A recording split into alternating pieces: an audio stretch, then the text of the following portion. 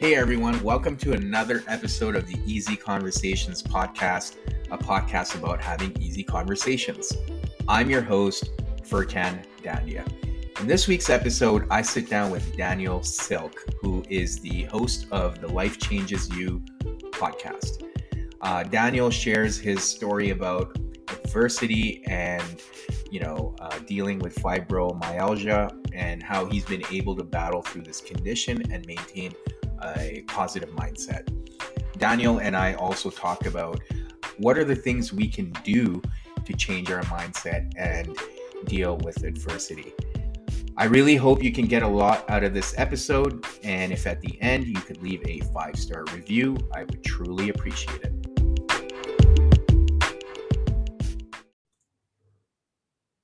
All right, Daniel, thank you for joining the Easy Conversations podcast. I really appreciate you taking the time. Super grateful for us to be able to connect and have this conversation.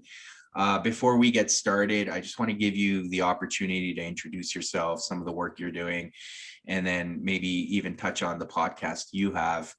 And then we'll kind of get into our conversation from there. Okay, yep, no worries. So I'm based in Australia, Melbourne, and I'm trained as a counsellor, and I'm also trained in disability.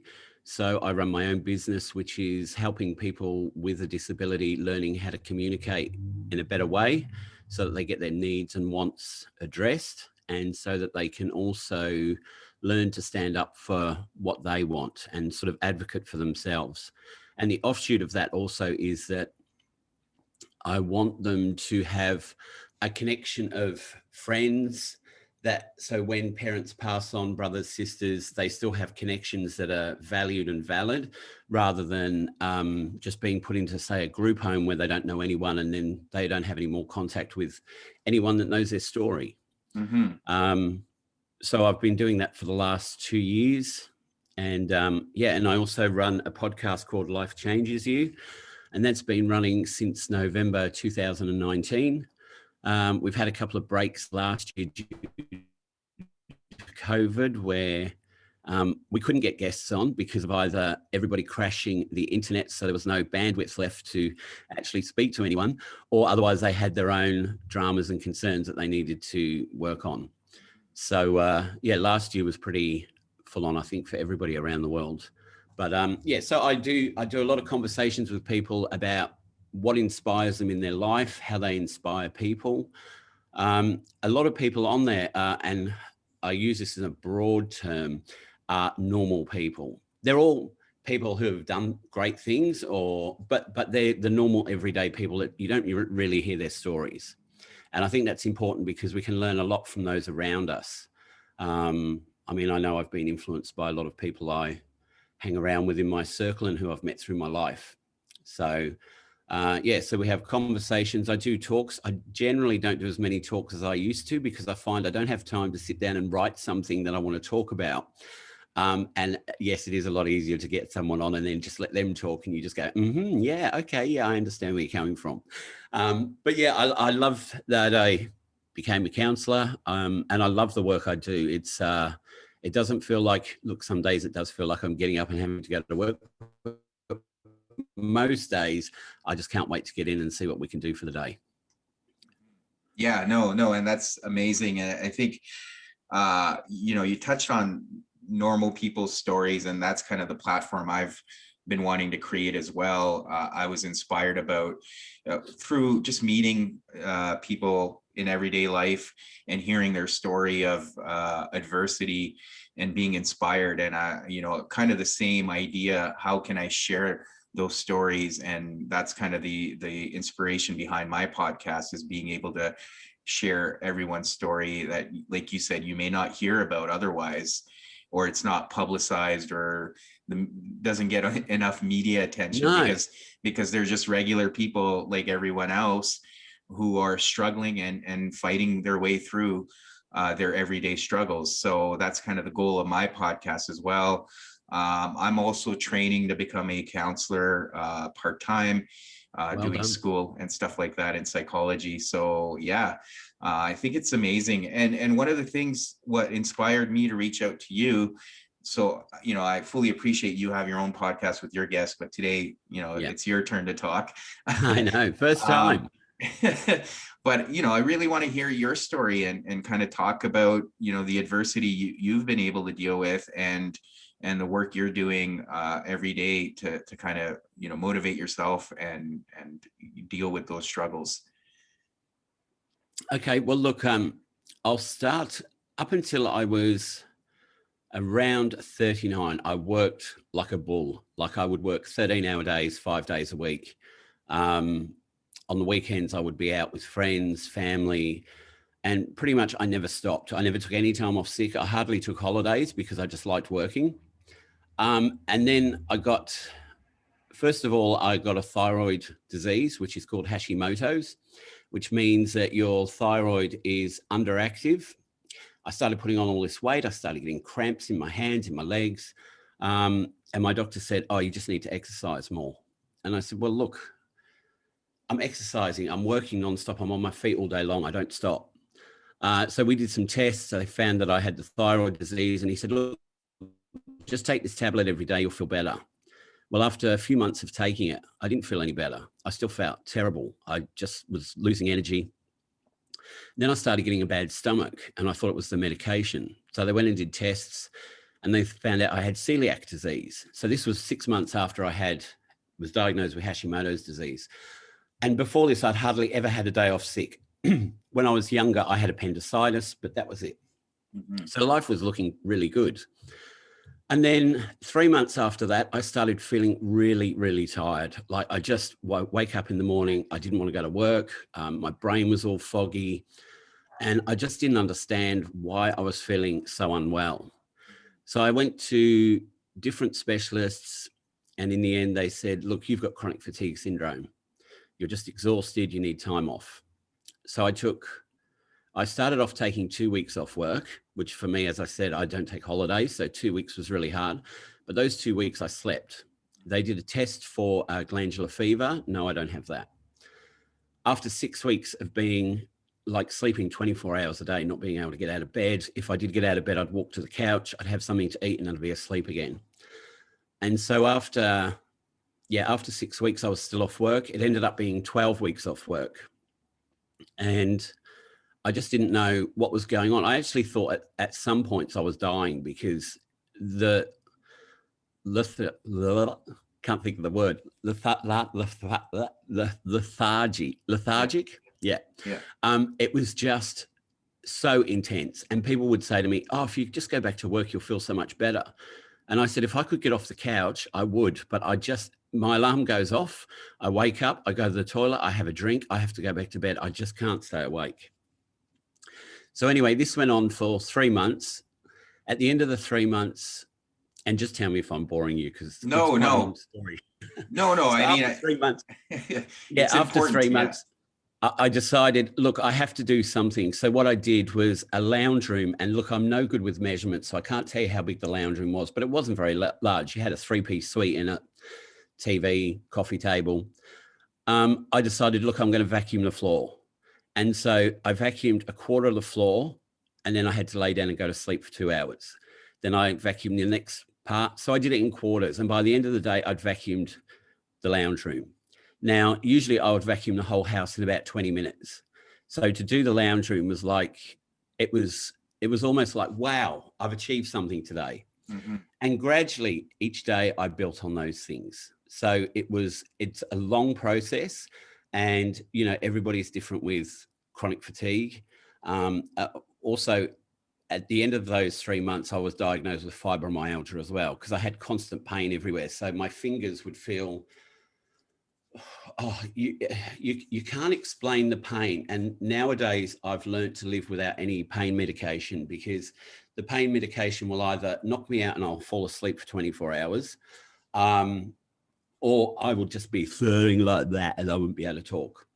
So to me, it was more important to have a life that I could live and put up with pain and learn to live with that than to take the medication and really not be able to do much. I mean, they put me on so many different medications. When I first got sick, I was on antidepressants, anti-anxiety. pain relief, the one that was out, I can't remember what it's called, the one they used for malaria that they were all touting was the next cure to COVID. And that actually did take my pain away. However, I live in Australia where for at least 6 months of the year, you've got hot weather. And I couldn't go out in the sun. If I was in the sun for more than a minute, I'd be burnt red raw. And that took me 2 years to get that out of my system. So it's only been recently. And if people could see me, they'd say, oh, wow, you're really pale. But I couldn't go out in the sun because I would just burn. So that was the story up to when I got fibromyalgia. And yeah, having a shower, it felt like someone was dropping a lot of pins into your head. Like the water that usually relaxes you and makes you feel calm and great was agonizing. And there was nowhere, nothing you could do. I couldn't sit down. I couldn't lay down. Any way you sat, laid, anything, you still had pain. And it's in your calves, in your arms. I mean, I used to, when I was around 30, I took up gym and used a fitness diet, and I looked pretty good. Now I've put on quite a lot of weight, but that is okay with me because I'm fully functioning and I'm managing more now, which is probably a silly thing because people say to me, are you going to head for another bout of chronic fatigue? And look, I might, but I can't afford to give up and then just go backwards. I had 5 days off recently over Easter, and by the 4th day, I was laying on the couch, fuzzy head again, like, oh, I don't want to do anything. And for me, if I stop, I feel like the fibromyalgia starts to take hold. So if I take a holiday, it's an active holiday. It's not one where I just relax because I can't afford to go backwards. Yeah. So, I mean, that's a tough story, and what I appreciate is the fact that you've recognized that, you're okay with the way things are, but the one thing you're not willing to compromise is on your functionality, right? You want to be able to still function and do the things you enjoy doing in life.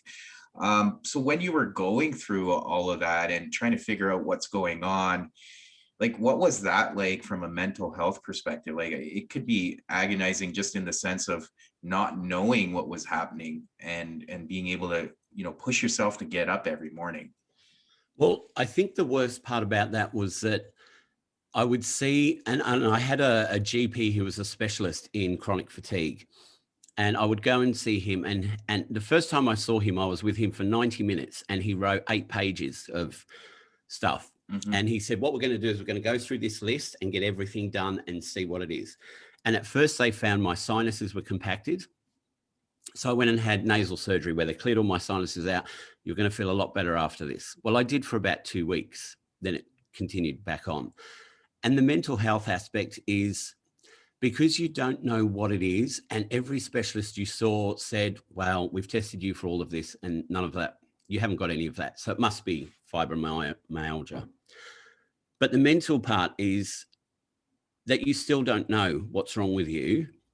You can't understand how people of your same age group are out having so much fun and going to dinners and stuff. And like, I mean, look, when I finish work in the evening, I don't do a lot. I go home and I relax because if I don't, then I know the next day I'm going to have a payoff where I'm going to feel more tired.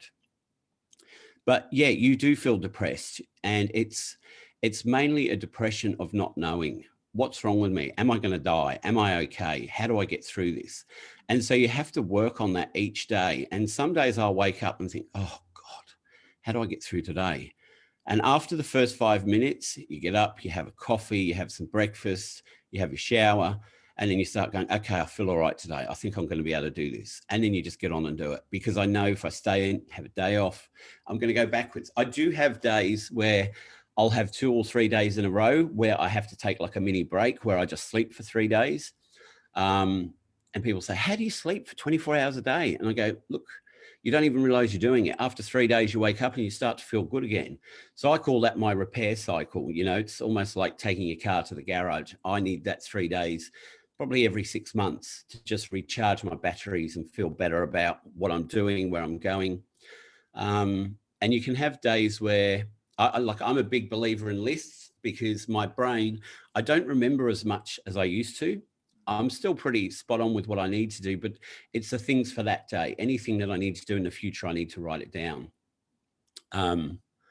But mental health with fibromyalgia, chronic fatigue, is a really hard one for people. And look, I'm not saying that what I do is a fix for everybody, because it's probably not. And some people prefer medication. I chose not to because I couldn't function on the medication, and I was getting side effects off those medications, which were causing more issues than not having anything at all. And occasionally I will take a painkiller if I'm in really bad pain.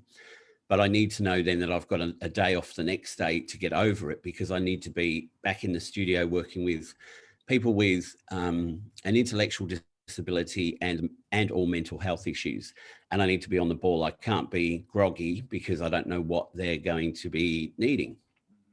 So yeah, mental health is the hardest thing. But if you've seen my stuff on Instagram, you know, I actually believe everything I put up now. Whereas when I first started, I was like, oh yeah, this is a good quote. Oh yeah, I thought of this. And now I read them each day as I'm putting them up or as I'm writing them. And I think, wow, actually that's really good.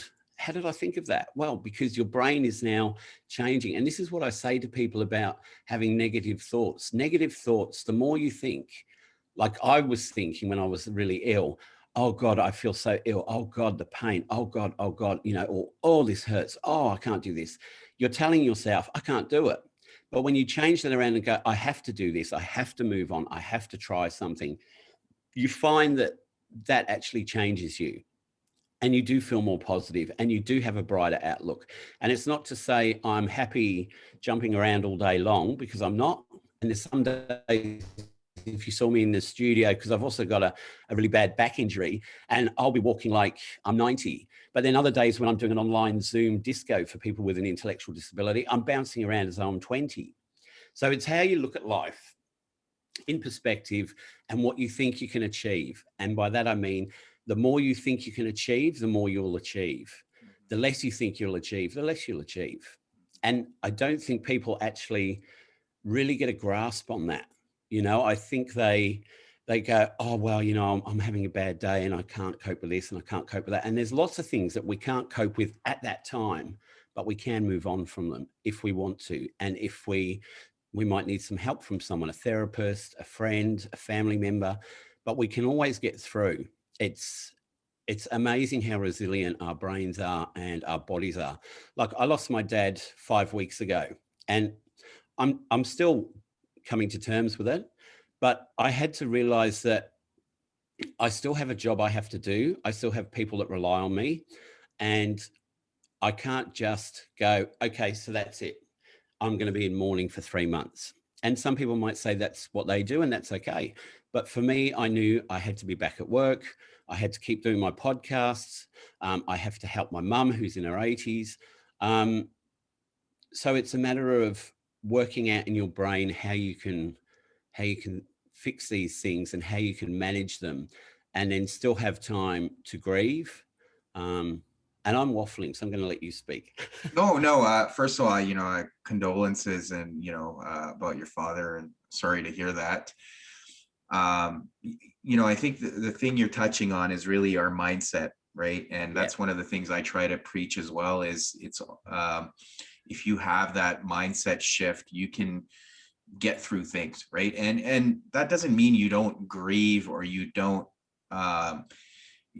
suffer. I think that's the normal process. Like it is okay to suffer and grieve, but it's also your responsibility to pull yourself out, to drag yourself out of it. And by one of the things I try to focus on, whether it's myself or other people, is setting short-term goals and putting timelines, right?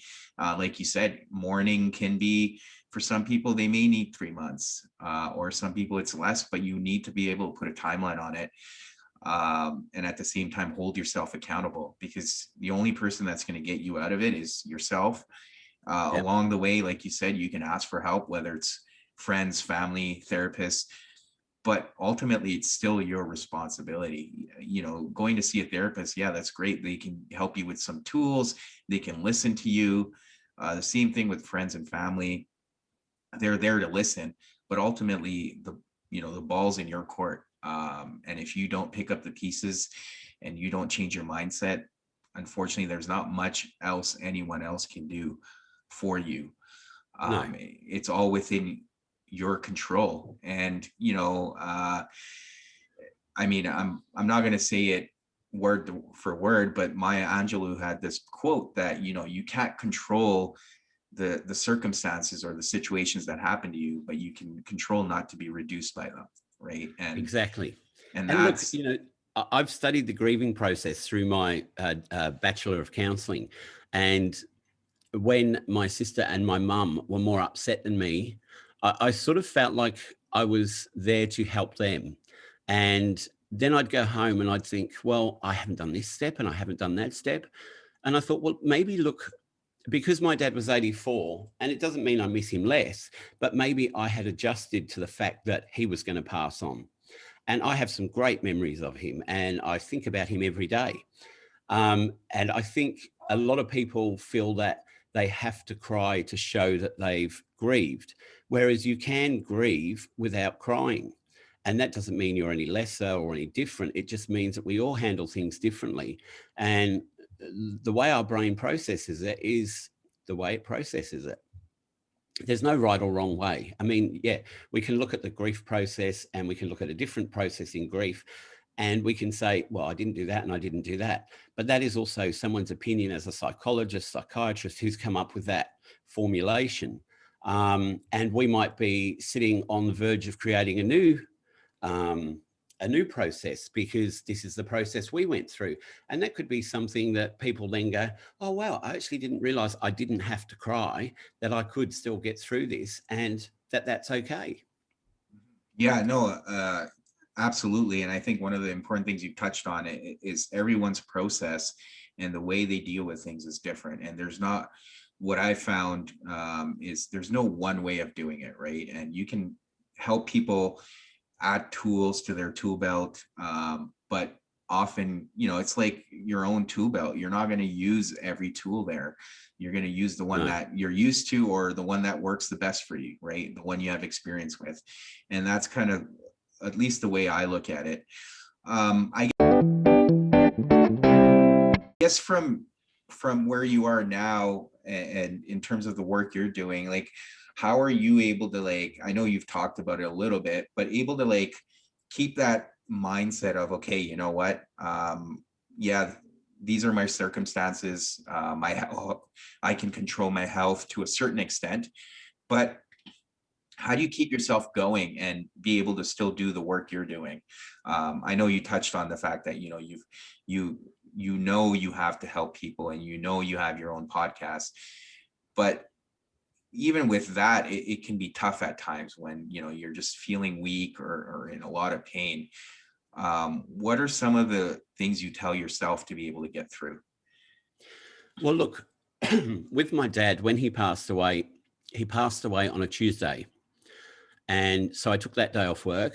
And then on the Wednesday, I thought I need to go in and see the guys that I work with, like my participants, because they'll know that dad's passed away and I don't know how they're feeling. So I came in and I spent an hour and a half here, and we laughed and joked and we played games. And these are high functioning people with intellectual disability, like they're all verbal. And the empathy that came from them, um, I guess it was astonishing, but not as much from my point of view. But if you were to come in, you would have gone, wow, I didn't realize how deeply some people with intellectual disability can empathize, and sympathize. And it was incredible to see. And what keeps me going is the vibe I get from other people. Not everybody's vibe is good, and you can feel that when you walk into a room. If you feel someone's a bit negative or they're feeling a bit down, it changes the energy. But in this sort of job, that's what keeps me going, is that I know what the participants are doing, what they like, how I interact with them, how we're making small changes. And look, also, I think the best thing being here is because these guys say, I've got a disability, and I say, I've got a disability too, but mine are health issues. So we both have disabilities, and we don't look at it as teacher student, we look at it that we're all learning off each other. So I can learn amazing things from these guys that come here. And some days I'm amazed at the things I do learn.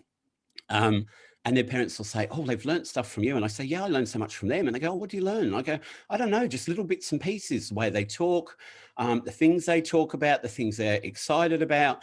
You know, they are the same as us. There's no difference. I think some people still sort of think in the mindset of probably and look, I was only young in the 70s, so I wasn't like old in the 70s, but I think in the 70s, people with a disability were more people to be feared of and to be locked away. And look, there are people with an intellectual disability who do have extreme behavior issues, but then we have other people in the community that have those sort of things. And it doesn't mean we lock them away. It means we learn to work on their behaviors and what they're trying to communicate. If they're non-verbal, it's a lot harder, but they're trying to get something across. It's not like they're just out there to hurt someone. They want something, they need something. And by just locking them up and going, oh, they're mad, you know, they beat someone up. They're not mad. They might have beat that person up because the person spoke to them in a way that they didn't understand. So once we learn communication, we can deal with a lot more things a lot quicker. And it's just tapping into what their communication style is so that then we can create better things for them. Life is too hard on everybody if we sit in that mindset. If we all sit in the mindset of who can I help today? What can I do today? We can all do something small for someone else, which we don't really even realize we're doing. And it could be picking someone's basket up in the shopping center who's an older lady or an older man and putting it up for them and saying, how's your day? You might be the only person they speak to that day, that week, that month, you know? So to have a bit of interaction, and they might speak to you for 5 minutes and you might come away going, oh, I didn't have that 5 minutes. But for them, that was 5 minutes that they wouldn't get, you know? So we all need to slow down a little bit. And I love podcasts and I love mentors that tell us that we have to do this and we have to do that, blah, blah, blah, blah, blah. Some days I need to listen to that, but that's not where we need to be. We need to be in, yes, a bit of that, but a lot more compassion and a lot more empathy for those around us. And we'll see the world change. Mm-hmm. Yeah, no, absolutely. And I think one of the things, at least, you know, having to go through adversity myself, it did humble me in the sense that you start recognizing that, you know, there are people all around you that are struggling in different ways, like we touched on. And it's important to have that compassion because you don't know what they're going through. And maybe from your perspective, you know, they're maybe going through something small, whether it's the childbirth or losing their job. And from your perspective, it's like, well, that's not a big deal. I've just gone through something major, but it's all relative. And for them, that's probably the worst thing that's going on in their life. And if we don't have compassion and empathy for each other, we're not going to be able to help each other. And like you said, even if it's one person that we can impact or touch, we're making a change in this world, because by just speaking to that one person or asking them how their day's going, we've probably, you know, lightened up their day, and they're going to be happy for the rest of the day or the week, whatever it is. But it's because of something. Or they might hold on to that interaction, and when they're having a bad day, think, well, it's not that bad. I spoke to that person the other day and they really cheered me up and made me feel better about myself. Because it's also showing people that they're valued in the society, in the community. And a lot of people, especially older people in their 70s, 80s, they feel like they've got nothing to share anymore. And they've got so many stories to share. I used to work in aged care, and the stories I would hear every day were amazing. Some were sad, some were happy, some were courageous, you know, and those stories, unless they're retold, what have we got? What have we got to share to people? You know, everybody has their story, and everybody's story is relevant, and everybody's story should be valued. And I know, as you're saying, like I'm saying, you know, sometimes we don't have time for things, but what I get from some of the parents here is they didn't realize how much their son or daughter knew about an issue, because they, you know, they come home from work and the parent says, what do you want for dinner? Here's your dinner. What do you want to do tonight? Yeah, there's a movie. All right, go to bed.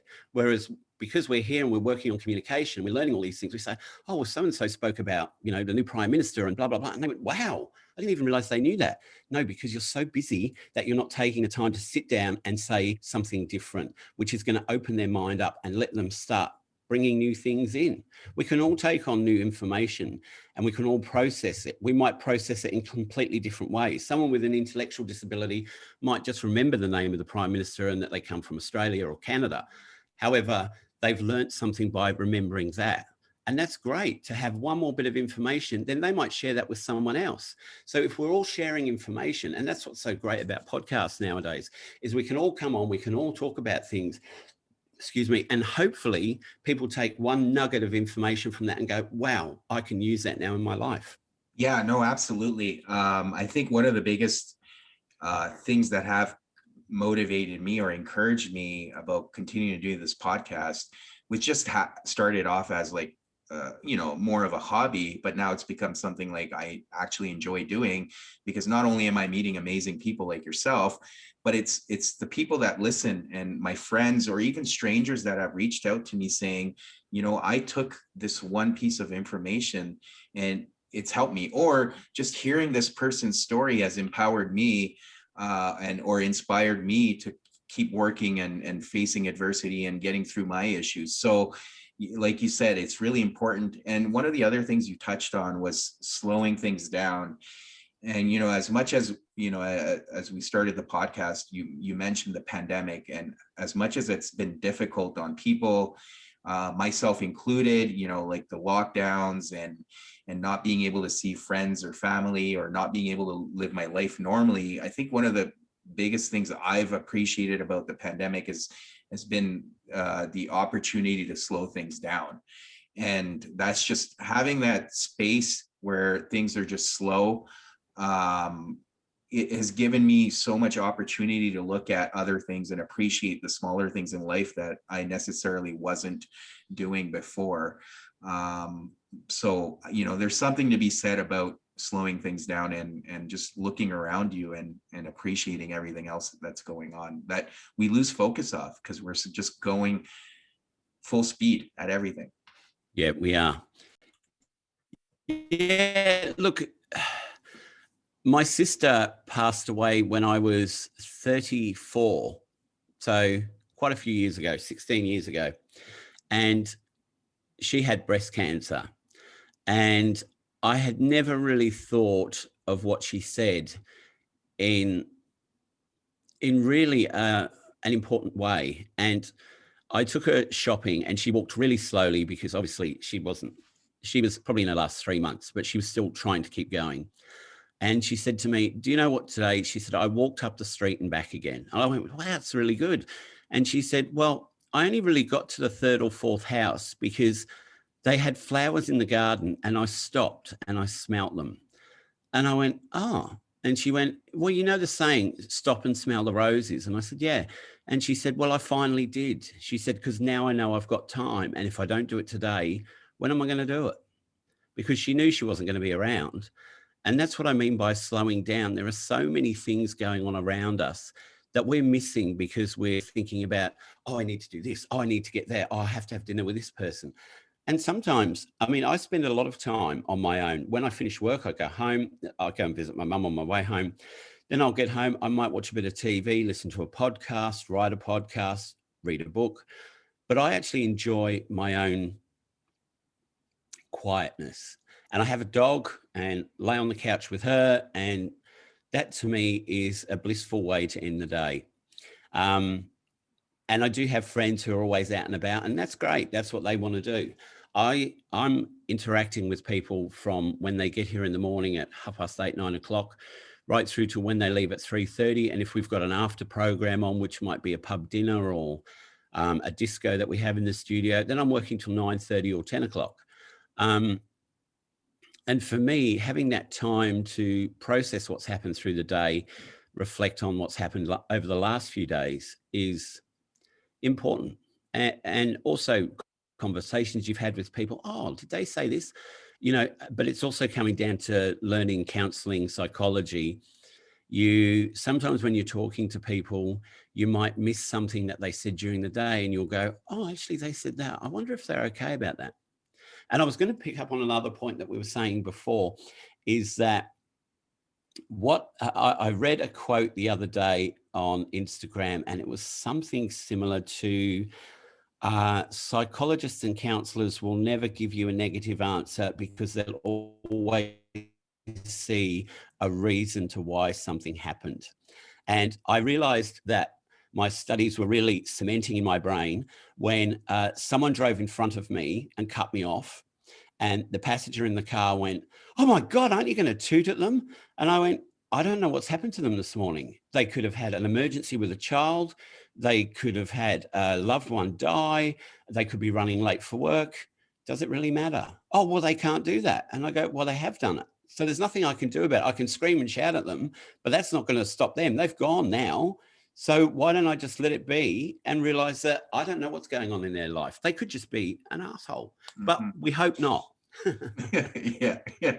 Well, and your reaction doesn't change the fact that they cut you off, right? And that's how No. I've started looking at it, is like, if I'm gonna pull up next to this guy and flip them the finger, or scream at them, it doesn't change what happened, and it just makes me look stupid because I'm potentially overreacting. And in the scenario where something bad did happen to them, I look even worse, right? Yeah. So And you're only increasing your anger by doing anything to them, because then you're heightening yourself, which really, what's it going to get you? They're going to mhm, drive off. You're still going to be sitting there. And then you might start to dwell on it. Like, why did they do that? Oh, I hate that. That's going to wreck your whole day because you're worried about someone who drove in front of you. Whereas who cares? It's mhm. the same as people who say, oh, I can't go and do this because, what will people think of me?